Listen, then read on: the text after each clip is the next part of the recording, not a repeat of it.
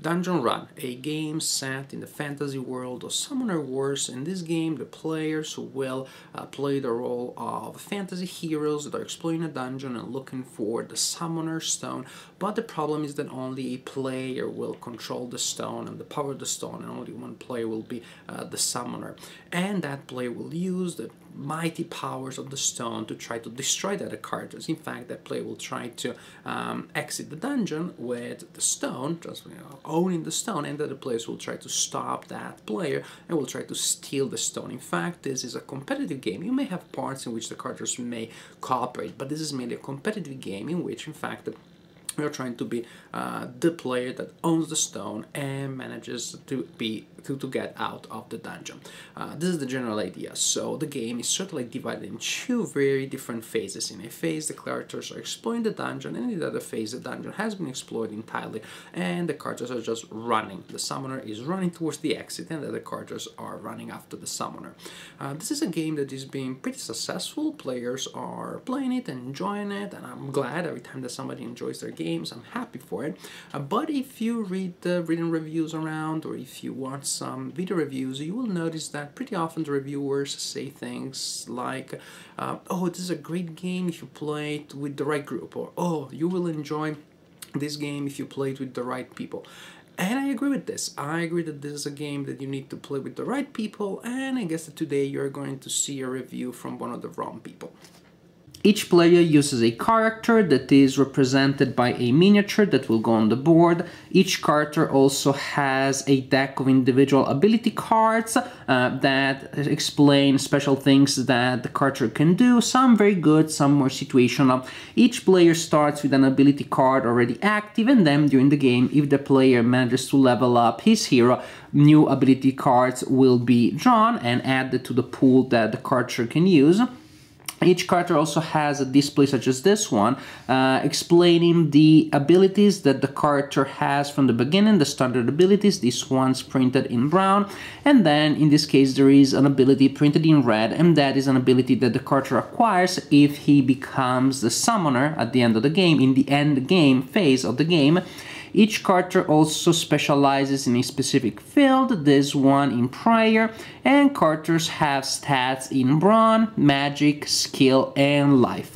The first three values indicate the number of dice that the player rolls when the character is testing in one of these categories. The last value, of course, is an indication of how healthy the character is. All characters start on the entrance tile of the dungeon. During a turn, a player can perform up to 2 actions selected from this list, and actions can be repeated during the same turn and can be performed in any order. A character can choose to move to an adjacent tile. If moving through an unexplored edge, then the character will draw a tile from the dungeon deck. The number of tiles that go in the dungeon deck depends on the number of players playing the game, and the dungeon tile may be a special tile, and these are tiles that look kind of greenish like that, usually traps. Special tiles will indicate the instructions that the player must follow. In this case, for example, in order to move away from that tile, the character must roll number of dice equal to the character's brawn, in this case 5, and must roll at least a 4. If that happens, then the character can move away, otherwise the character has to stay there and the character takes a wound. So actually this is a task that is going to be ridiculously easy for many characters and a lot trickier for characters that only roll 1 die in brawn. But a character that moves may also find a regular tile. Regular tiles may generate treasures and or encounters. You simply roll a die and you look at the stats printed at the bottom of the tile. In this case, for example, if the player that enters that tile rolls a 1, then the character encounters a treasure and has an encounter. On a roll of 5, there is only an encounter. On a roll of 6, nothing happens. And what is important is that tiles can generate events only once per game. If that character were to come back to that room later, or another character were to explore that room, then the player would not roll a die, nothing would happen. When you move to a new tile and must draw an encounter card, you may find yourself facing a trap, in which case you follow the instructions on the card to see if you're able to disarm the trap or if you receive damage. You may find a stranger and you simply follow the instructions printed on the card to resolve that encounter, or you may have to fight a monster. When you reveal a card with a monster, you immediately have to fight. Later, if you move to a space that has a monster that hasn't been defeated yet, you can spend one of your actions to attack the monster. During a fight with a monster, the monster always attacks first, rolls a number of dice equal to the attack value, in this case the wolf rolls 5 dice, and inflicts a potential hit for each number that is rolled and that matches one of the numbers printed in that section of the card. Suppose, for example, that the wolf rolled 5 dice and among those numbers there are no 4s, but there are 2 3s. Those are potential hits. You set aside the dice that represent potential hits and then you roll your own attack dice. So you can choose to attack with brawn or magic. In many cases the choice is a complete no-brainer. For her, I think I will attack with magic. You roll a number of dice equal to the skill that you're using, and that may be modified by special items, treasures, and things like that. Then you will match the results that you have rolled with the number to hit printed on the card of the monster you're attacking, and also with the potential hits. Why? Well, let me show you. Suppose that the character rolled the following dice. These are the dice that were rolled. Here we go. She rolled those dice against the wolf that had rolled those potential hits. Now, when you're attacking, you need to match or exceed the defense value of the monster. In this case, you inflict a hit on the wolf for each 4 or more that you roll. But if you roll the number that are under the number to hit, but that match the hits of the opponent, you can use that number to annul one of the hits of the opponent. In this case, this die will simply annul that hit. I do not have to worry. Then the numbers that equal or exceed the defense of the opponent can be used to inflict a hit on the opponent or to ignore hits that may be inflicted on your character. In this case, for example, I could use one of these dice to ignore that die there, or you can choose to leave that die there and also to use both of these successful dice to inflict hits on the opponent. In this case, for example, I could choose to take a hit and inflict 2 hits on the wolf, or to take no hits but inflict only 1 hit on the wolf.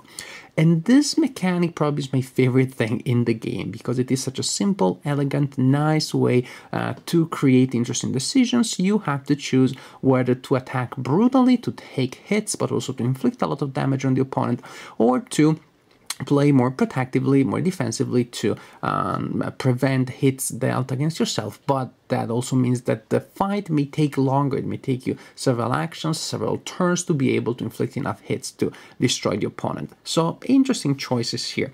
You may also choose, if you are in the space with the monster, to spend one of your actions to evade, in which case you have to roll your skill, number of dice equal to your skill.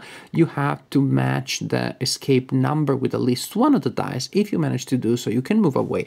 Otherwise, the monster gets a free attack. That is, the monster rolls its attack dice, but you do not roll defensive dice, and that can be pretty bad, trust me. If there are characters belonging to the other players in the same area where you are, the characters may choose to help you or to sabotage you. If the player that controls the character decides to help you, then you will get to roll some extra dice, and the character will feel particularly good about himself or herself and will regain a point of health. If the character that is in the same area where you are decides to sabotage you, then you will roll less dice. But if you still get to hit and you still manage to overcome the penalty, then that character will take a hit. As the game progresses, you will successfully resolve encounters, and for each encounter that you resolve, you keep the encounter card in your personal pool.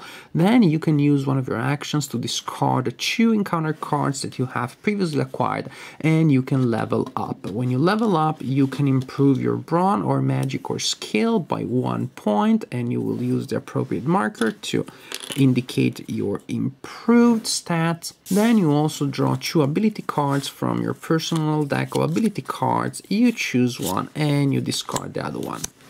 When the last tile is added to the dungeon, you also immediately attach the tile where the boss will appear. This tile is added to the farthest tile from the entrance of the dungeon, and then you will place there the boss. You reveal the boss, that can be one of the 4 available bosses. And there's something a little strange here. There is one of the 4 bosses that cannot be attacked by magic, and another one that is immune to brawn. Now, since some characters are excellent with brawn or magic and terrible with the other one, that means that in some cases, some of the characters will not be able to participate to the epic fight against the boss. They will have to wait until somebody else kills the boss.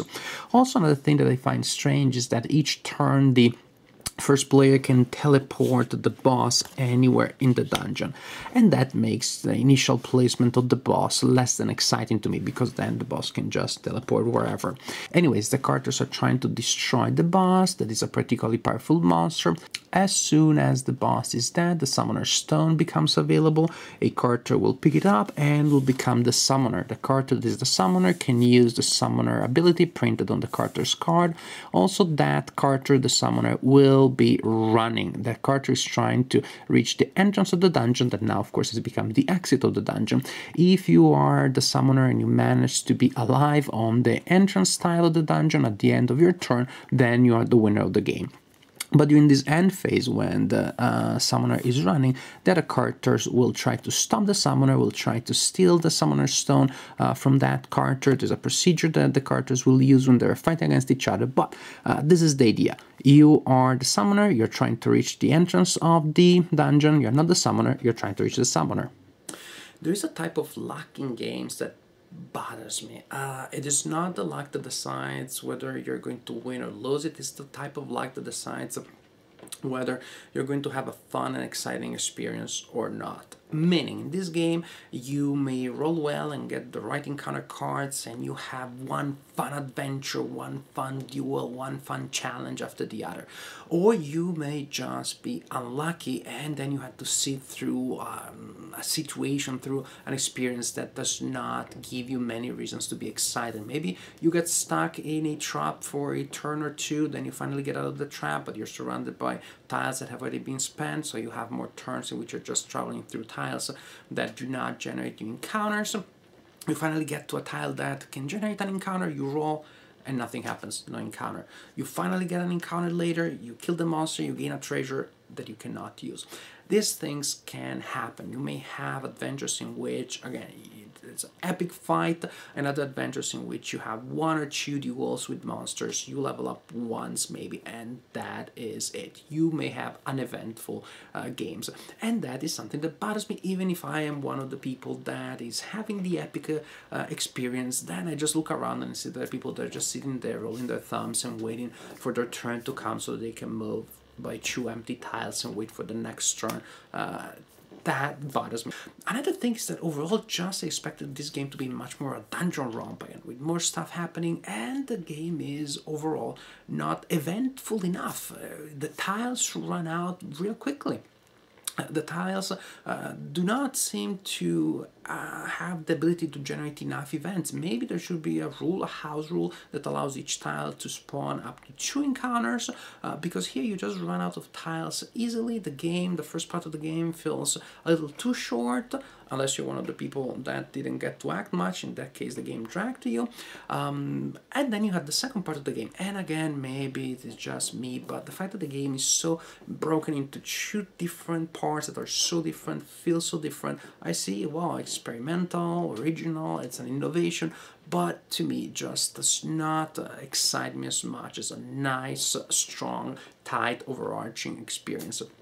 Um, the game is not without its merits. I mean, it has a nice combat system. I think that combat system has such a huge potential that maybe precisely because I like it so much in comparison to other things stand out as less than perfect. The game is very thematic, with the exception of a paradox here and there, like the teleporting boss isn't that it really kills the theme to me. But that aside, other things are really exciting and thematic, definitely thematic.